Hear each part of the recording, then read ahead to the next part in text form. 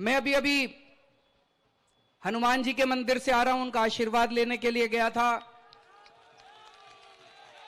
उनका आशीर्वाद लिया और मुझे पूरी उम्मीद है कि आने वाला समय भारत का समय है और भारत दुनिया का नंबर 1 देश बनने से अब कोई नहीं रोक सकता। दोस्तों, भारत माता की इनकलाब इनकलाब। So that is quintessential Arvind Kejriwal. He's an astute politician. He's unapologetic about being a Hanuman Bhakt. He owns the Bharat Mata Ki Jai slogan as much as the BJP.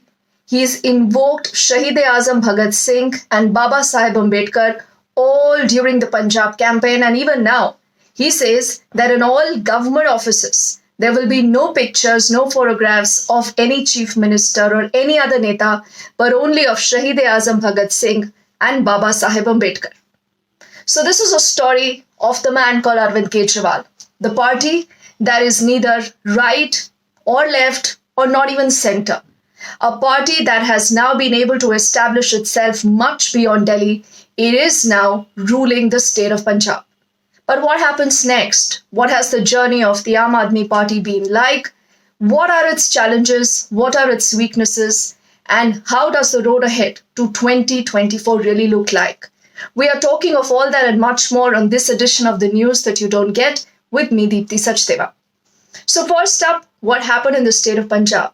Now see, it is a high-profile state. It is a very visible state. It is a state that is sharing its border with Pakistan, and this is why the victory of the Aam Aadmi Party in Punjab becomes very important. It is here that the Aam Aadmi Party has literally beaten everyone, whether it is the Congress, whether it is the Akali Dal, and I don't think it'll be wrong to say that it has achieved almost a Delhi-like result. Now, if we just go back into what happened in 2014, because, it is not that the AAP just came in during these elections in 2022 and it has swept the entire state. The Aam Aadmi Party has a history with Punjab. In 2014, in the middle of a massive Modi wave, the Aam Aadmi Party showed that it has traction. It showed that it has some bit of popularity on the ground because it is here where it was able to win 4 Lok Sabha seats in the state of Punjab. Though, in the next Lok Sabha election in 2019, it came down to just one. And that one MP from the Aam Aadmi Party that won the election in 2019 was Bhagwant Singh Mann, who today is the Chief Minister designate for the state of Punjab. Now, there is a pattern because we just spoke about, the Delhi results and how there is a pattern to how the Aam Aadmi Party actually approaches a state, how it creates a cadre, a kind of a momentum, and then it ends up winning that state. Now, why I say this? Because when the Aam Aadmi Party wins a state, it literally demolishes everyone. It literally sweeps that election, much like what we've seen in Delhi, where it picked up 67 of the 70 seats. Also here, this time in Punjab, where it has picked up 90 plus seats in an assembly of 117 seats. In fact, in the Malwa region, it will be important to note, which is the most important politically, it is here where the Aam Aadmi Party has picked up 66 of the 69 seats. So after having won the state of Punjab, what is it that the Aam Aadmi Party wants to do? It wants to go national. It is an open secret. The Aam Aadmi Party has said this in as many words. And the first state that they are eyeing is the state of Gujarat, where we'll be looking at elections by the end of this year. Now, just hours after the election results came in, Prime Minister Modi was in Gujarat. He's there for 2 days. And he's not there because he realizes that the threat is from the Congress party that did reasonably well the last time around, picked up 77 seats, but today the Congress itself is in doldrums. But the challenge that the AAP could be facing, the Prime Minister is there to galvanize his cadre, his voters. Now, what is the story of AAP that possibly could be a challenge for the BJP? I'll give you just 2 figures of what happened in the municipal polls last year. In Gandhinagar, the Aam Aadmi Party picked up a vote share of 21% and 28% in Surat. So, the BJP does realize that if the Aam Aadmi Party is allowed to grow, if it is allowed to cash in on the anti-incumbency in a state that the BJP has held since 1995, it could become a serious headache. See, no one really believes that proposition that the AAP this time around is going to win the elections in the state of Gujarat. But even if they are able to pick up some amount of vote share, even if they have, a few MLAs this time in the Vidhan Sabha, this could mean a serious headache for the party. And not just in Gujarat, the Aam Aadmi Party is also looking at elections in Himachal Pradesh, also looking and preparing for elections next year in Chhattisgarh, in Rajasthan, also in Madhya Pradesh. And a lot of these states are where you see a direct BJP versus Congress fight. The Aam Aadmi Party is looking to eat into a lot of that Congress vote, and this is how it plans to go national. Also, in the next 2 months, the Aam Aadmi Party will have 7 new Rajya Sabha MPs. The total tally then of the Aam Aadmi Party will come to 10. And this is going to be the 4th largest party then in the upper house after the BJP, the Congress, the TMC. So what really is working in the favor of the Aam Aadmi Party? What are its strengths? Now, if you talk of Indian politics today, I believe that there are 3 driving poles: nationalism, welfarism, and religion. And how has the Aam Aadmi Party dealt with all these poles will give you the larger idea of where its politics today stands and how does it approach these core issues. And just a little information here, Arvind Kejriwal is much younger than Rahul Gandhi. And the way the Congress Party and the Aam Aadmi Party, in fact, has dealt with these 3 driving poles of Indian politics today, again is a reflection of their politics, their strategies, and it also tells you why a particular party is able to win election, but the other party keeps going down. Now, obviously, that's a discussion that we'll do on another day, but let's come back to the Aam Aadmi Party and how it has dealt first up with the issue of nationalism. Arvind Kejriwal was one of the first leaders to come out in support of the abrogation of Article 370. He and his party were also amongst the first ones to come and congratulate the government post the surgical strikes. They all tweeted saying, "Bahut badhiya kiya, we stand with the nation, we stand with our forces." And what did Rahul do? His party questioned them. His party asked for proof, a clear distinction. Don't forget that the Aam Aadmi Party and Arvind Kejriwal do practice aggressive nationalism. Whether it is the Tiranga Yatras that they hold in different parts of the country, or the very fact that they own the Bharat Mata Ki Jai slogan as much as the BJP. There is also a Desh Bhakti curriculum in Delhi schools that is much talked about. Now to the issue of welfarism. This has been one of the focal points of the Aam Aadmi Party. AAP has a significant delivery system, whether it comes to subsidized electricity, water, education, building, better hospitals, and incentivizing your voter. Their model and concepts, has been followed and aped by a lot of other political parties. Otherwise, till now, how many political parties were talking of a free Wi-Fi or a free data, much like what we have seen this time in Uttar Pradesh.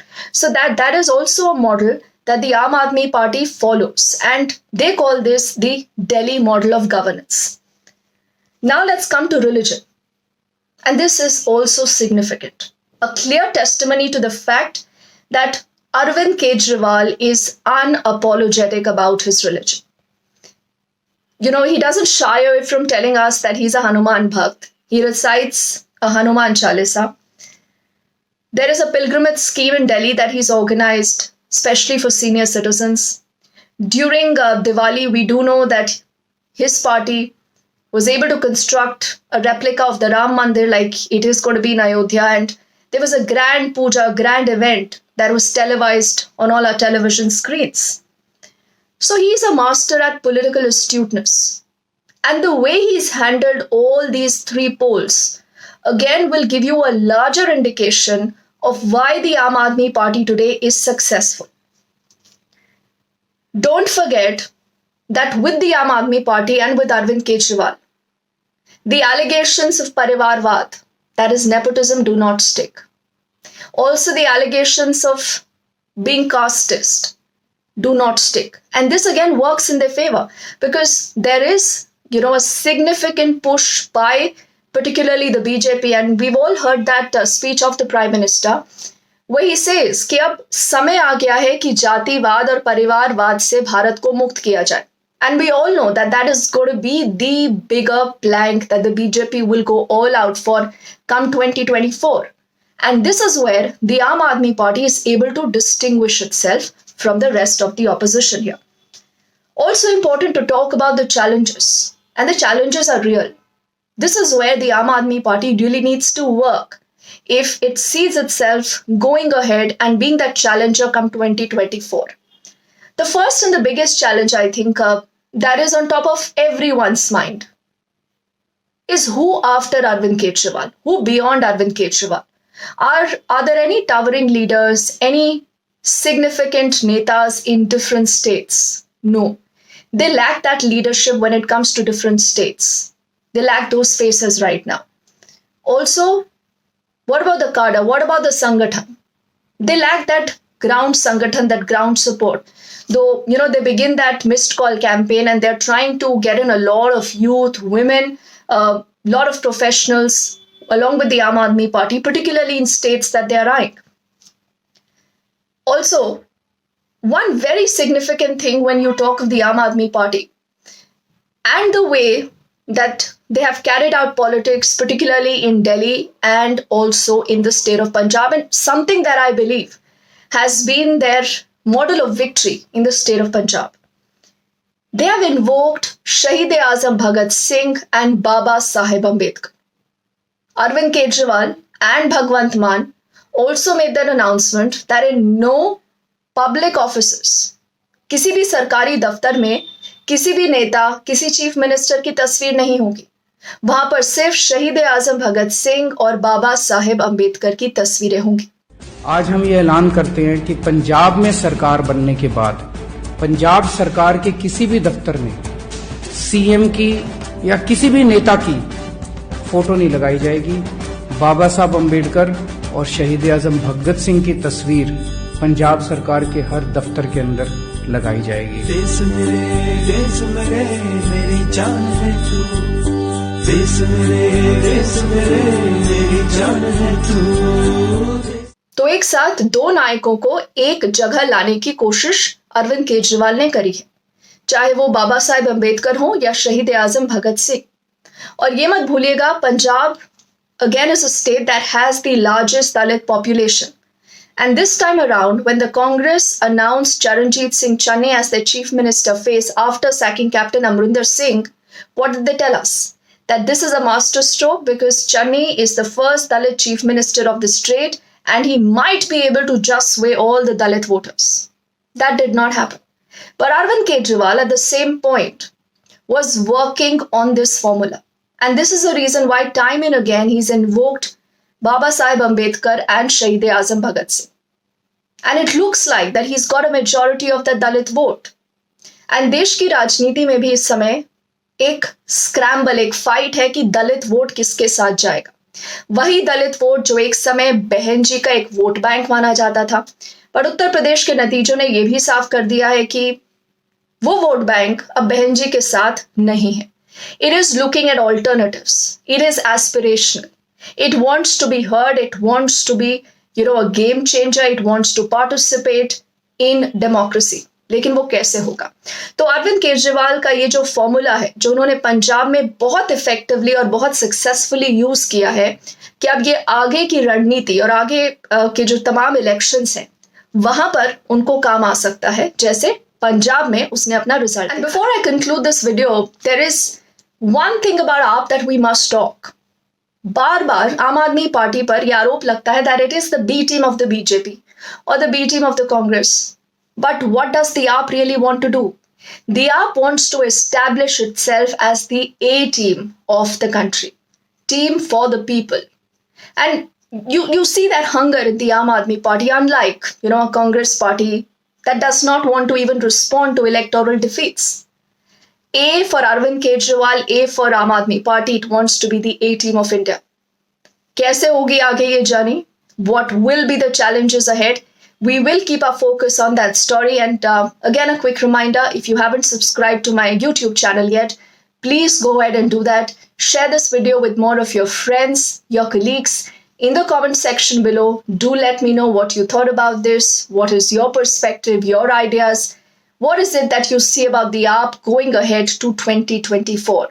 Can the AAP become a serious challenger to the BJP in the 2024 elections? Thank you for watching.